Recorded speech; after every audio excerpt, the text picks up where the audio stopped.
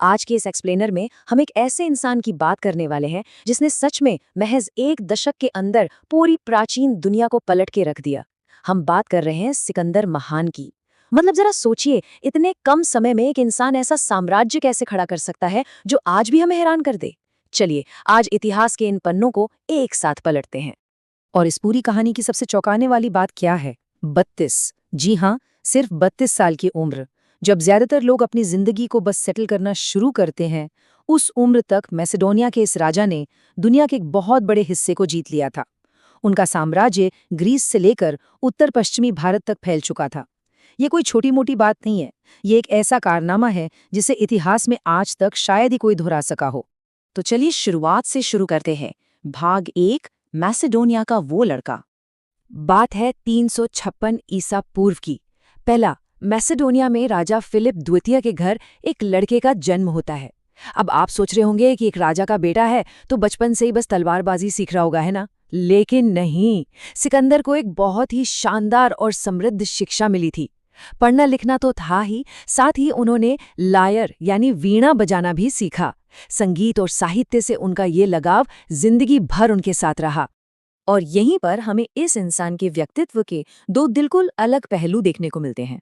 एक तरफ एक ऐसा जिज्ञासु छात्र है जिसे पता है किसने पढ़ाया, खुद महान दार्शनिक अरस्तू ने, पूरे 3 साल तक। अरस्तू से उन्होंने चिकित्सा और वनस्पति विज्ञान के बारे में गहरी बातें सीखी। और दूसरी तरफ यही लड़का आगे चलकर इतिहास का सबसे महान सैन्य कमांडर बन गया, जिसने अपने हर बड़े दुश्मन को घुटने टेकने पर मजबूर कर दिया। वैसे विज्ञान को लेकर उनकी ये दिलचस्पी सिर्फ किताबी नहीं थी। एक बहुत ही कमाल का तथ्य ये है कि जब सिकंदर ने अपने सैन्य अभियान शुरू किए तो उनकी सेना में सिर्फ सैनिक नहीं थे, बल्कि वनस्पति विज्ञानी और वैज्ञानिक भी शामिल थे। मतलब वो सिर्फ नई जमीनों पर कब्जा नहीं कर रहे थे, बल्कि उन जमीनों का बाकायदा वैज्ञानिक अध्ययन भी कर रहे थे। खैर, अब आगे बढ़ते हैं। भाग 2, 20 साल की उम्र में राजा। एक छात्र की वो शांत और पढ़ने लिखने वाली जिंदगी अचानक 336 ईसा पूर्व में तब तहस नहस हो गई जब एक राजनीतिक प्रतिद्वंदी ने सिकंदर के पिता की हत्या कर दी। इस एक घटना ने सब कुछ बदल दिया।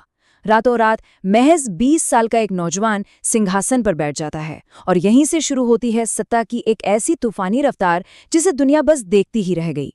लेकिन दुनिया जीतने से पहले अपना घर सुरक्षित करना जरूरी होता है ना? इस नए राजा ने बिल्कुल यही किया। बाहर देखने से पहले उन्होंने ग्रीस और मैसेडोनिया में अपने सभी विरोधियों को बहुत ही तेजी और सख्ती से शांत कर दिया। अपनी जड़ें मजबूत करने के बाद कुरिन्थ लीग की परिषद में उन्हें एशिया पर होने वाले महाआक्रमण का कमांडर चुन लिया गया। अब वो पूरी तरह से तैयार थे। अब आते हैं कहानी के सबसे रोमांचक हिस्से पर। भाग 3, 13 साल का विजय अभियान। घर का मोर्चा एकदम सुरक्षित था और फिर 334 ईसा पूर्व में मैसेडोनियाई सेना की जो अजेय मशीन शुरू हुई, वो मध्य पूर्व की ओर बस बढ़ती ही चली गई, एक के बाद एक। पहले ग्रीस और मैसेडोनिया, फिर वहां से अफ्रीका और मिस्र, उसके बाद दक्षिण पश्चिमी एशिया और फिर विशाल फारसी साम्राज्य। उनकी सेना एक ऐसे तूफान की तरह आगे बढ़ रही थी जिसे कोई रोक नहीं पा रहा था, जब तक कि वो भारत में गंगा नदी के तट तक नहीं पहुंच गए। और जैसे जैसे ये साम्राज्य फैल रहा था, उनका आत्मविश्वास और शायद अहंकार भी बढ़ता जा रहा था। वो जहां भी जाते नए शहर बसाते। और मजे की बात यह है कि अक्सर उन शहरों का नाम वो अपने ही नाम पर रख देते थे, जैसे कि मिस्र का मशहूर शहर अलेक्जेंड्रिया। देखा जाए तो ये सिर्फ भूगोल जीतने का तरीका नहीं था, बल्कि दुनिया के नक्शे पर हमेशा के लिए अपना नाम दर्ज करने की एक तगड़ी रणनीति थी। लेकिन हर आंधी को कभी ना कभी रुकना ही पड़ता है। भारत में गंगा नदी के पास पहुंचकर ये अजेय यात्रा अचानक थम गई। वजह? भारी बारिश और कीचड़ भरे हालात।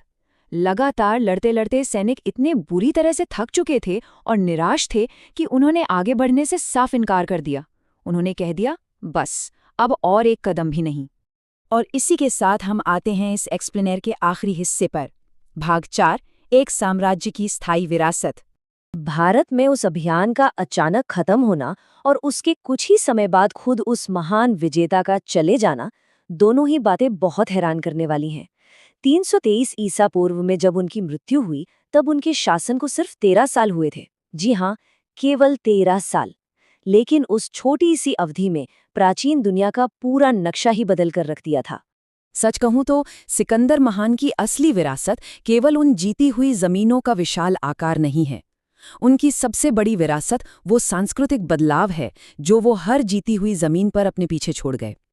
उन्होंने संस्कृतियों को आपस में जोड़ा, विचारों के आदान प्रदान के नए रास्ते खोले और उस पूरे क्षेत्र के इतिहास की दिशा को हमेशा हमेशा के लिए बदल दिया। तो इस एक्सप्लेनर को खत्म करने से पहले मैं आपको एक सवाल के साथ छोड़ना चाहता हूँ। जरा सोचिए, अगर भारत में वो मूसलाधार बारिश न हुई होती और वो सेना आगे बढ़ती रहती तो क्या होता?